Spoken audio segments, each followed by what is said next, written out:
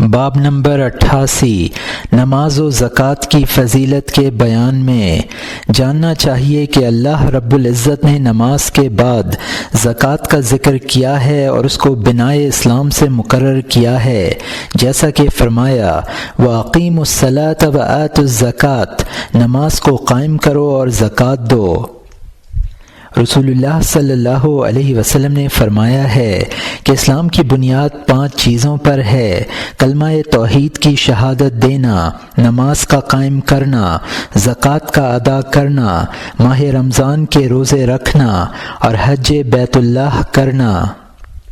اور نماز و زکوٰۃ میں کوتاہی کرنے والوں کے لیے سخت وعیدیں ہیں، جیسا کہ اللہ تعالیٰ نے فرمایا ہے فَوَيْلٌ لِّلْمُصَلِّينَ الَّذِينَ هُمْ عَنْ صَلَاتِهِمْ سَاهُونَ، عذاب ہے ان نمازیوں کے لیے جو اپنی نماز میں کوتاہی و غفلت کرتے ہیں۔ پہلے اس پر مفصل بحث ہو چکی ہے۔ جو دیکھنا چاہیے وہاں دیکھ لے، جو دیکھنا چاہے وہاں دیکھ لے۔ زکوٰۃ کے متعلق اللہ تعالیٰ نے فرمایا ہے وَالَّذِينَ يَكْنِزُونَ الذَّهَبَ وَالْفِضَّةَ وَلَا يُنْفِقُونَهَا فِي سَبِيلِ اللَّهِ فَبَشِّرْهُم بِعَذَابٍ أَلِيمٍ۔ جو لوگ سونا و چاندی جمع کرتے ہیں اور ان کو اللہ کے راہ میں خرچ نہیں کرتے، ان کو عذاب دردناک کی خوشخبری سنا دے۔ یعنی جو لوگ زکوٰۃ ادا نہیں کرتے وہ سخت عذاب میں مبتلا ہوں گے۔ فائدہ: مستحب امر یہ ہے کہ زکوٰۃ کا مال ان پرہیزگار فقیروں پر خرچ کیا جائے جو دنیا سے کنارہ کش ہوں اور تجارت آخرت میں لگے ہوئے ہوں کہ ان سے مال میں ترقی ہوتی ہے۔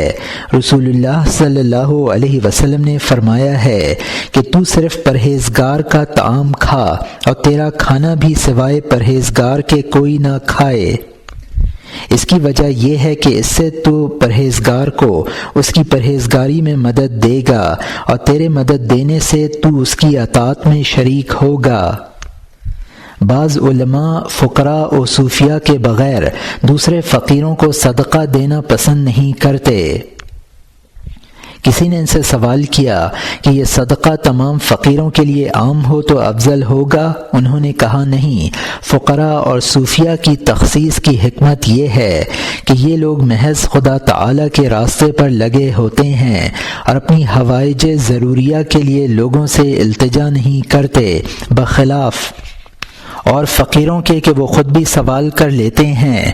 بس اگر فقراء و صوفیاء کی مدد نہ کی جائے تو ان کو بھوک ستائے گی اور ان کی ہمت ٹوٹ جائے گی، تو دنیا میں طالبان الہی کا گروہ کم ہو جائے گا۔ اس واسطے میرے نزدیک ایک ایسے شخص کی ہمت کا بڑھانا زیادہ پسندیدہ ہے بنسبت اس کے کہ 1000 دنیاوی فقیروں کو دیا جائے۔ یہ کلام جنید رحمۃ اللہ علیہ کے آگے بیان کی گئی۔ حضرت جنید رحمۃ اللہ علیہ نے اس کو بہت پسند کیا اور فرمایا کہ اس کلام کا کرنے والا اللہ تعالیٰ کے اولیاؤں میں سے ہے، اور کہا کہ اس سے اچھی کلام میں نے اب تک نہیں سنی۔ کہتے ہیں کہ وہ عام شخص سبزی فروش سوداگر تھا۔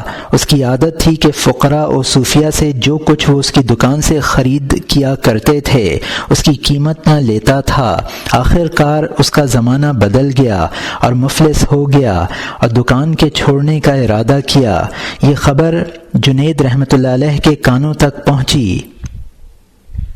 جنید رحمۃ اللہ علیہ نے اس کے پاس مال بھیج دیا اور کہا اس کو اپنا سرمایہ بنا اور دکان نہ چھوڑ، کیونکہ تیرے جیسے شخص کو تجارت نقصان نہیں پہنچاتی۔ ابن مبارک رحمۃ اللہ علیہ اپنا صدقہ صرف اہل علم کو ہی دیا کرتے تھے۔ کسی نے کہا اگر آپ اپنے صدقے کو عام کر دیں تو بہتر ہو۔ جواب دیا کہ میرے نزدیک درجہ نبوت کے بعد کوئی مرتبہ درجہ علم سے بڑھ کر نہیں ہے۔ اگر طالب علموں کو بافراغت معاش نہ ملے گی تو ان کا دل اپنی ضروریات کے پورا کرنے میں مشغول ہو جائے گا اور وہ علم کی طرف متوجہ نہ ہوں گے اور جمعیت خاطر سے علم حاصل نہ کر سکیں گے۔ بس ان کو جمع خاطر سے علم میں مصروف رکھنا اور ان کا افکار معاش سے آزاد رکھنا اور تحصیل علم میں ان کی امداد کرنا مناسب سے افضل ہے۔ اگر صدقہ مصیبت زدوں خصوصاً ذو الارحام و اقارب کے لیے خاص کیا جائے تو یہ صدقہ بھی ہوگا اور صلہ رحم بھی، اور صلہ رحم میں اجر بے شمار ہوتا ہے، جیسا کہ اس کے باب میں بیان ہو چکا ہے۔ اگر صدقہ پوشیدہ دیا جائے تو اس کا دینے والا ریاکاری کے عیب سے بچ جاتا ہے، اور جس کو دیا جائے وہ برملا ذلت و خواری سے سلامت رہتا ہے۔ رسول اللہ صلی اللہ علیہ وسلم نے فرمایا ہے کہ پوشیدہ صدقہ خدا کے غضب کو سرد کر دیتا ہے۔ وہ حدیث جن میں ان 7 شخصوں کا ذکر ہے جو خدا کے عرش کے سائے کے نیچے ہوں گے، ان میں ایک شخص کا ذکر ہے جو اپنے صدقے کو ایسا پوشیدہ کرتا ہے کہ اس کا بایاں ہاتھ نہیں کرتا کہ اس کے دائیں ہاتھ نے کیا دیا ہے۔ البتہ اگر اظہار صدقہ میں کوئی بہتری ہو اور اظہار کرنے والے کی نیت یہ ہو کہ دوسرے بھی اس کی اقتداء کریں اور ساتھ ہی اس کی نیت ریا و احسان جتلانے سے پاک ہو تو اظہار صدقہ بہتر ہے، ورنہ احسان جتلانے اور دکھ دینے سے صدقہ کا ثواب باطل ہو جاتا ہے، جیسا کہ اللہ تعالی نے فرمایا ہے لا تبطلوا صدقاتکم بالمن والاذی، احسان جتلانے اور دکھ دینے سے اپنے صدقات کو باطل نہ کرو۔ پس احسان جتلانا احسان کے لیے آفت ہے، اسی واسطے پوشیدہ کو اظہار پر مرجع سمجھنا چاہیے اور احسان کر کے اسے بالکل فراموش کر دینا چاہیے، اور جس پر احسان کیا جائے اس پر احسان کرنے والے کا شکریہ اور منتشا کرنا واجب ہوتا ہے، جیسا کہ حدیث میں ہے لا یشکر اللہ من لا یشکر الناس، جو انسانوں کا شکریہ ادا نہیں کرتا وہ اللہ تعالیٰ کا شکریہ ادا نہیں کرتا۔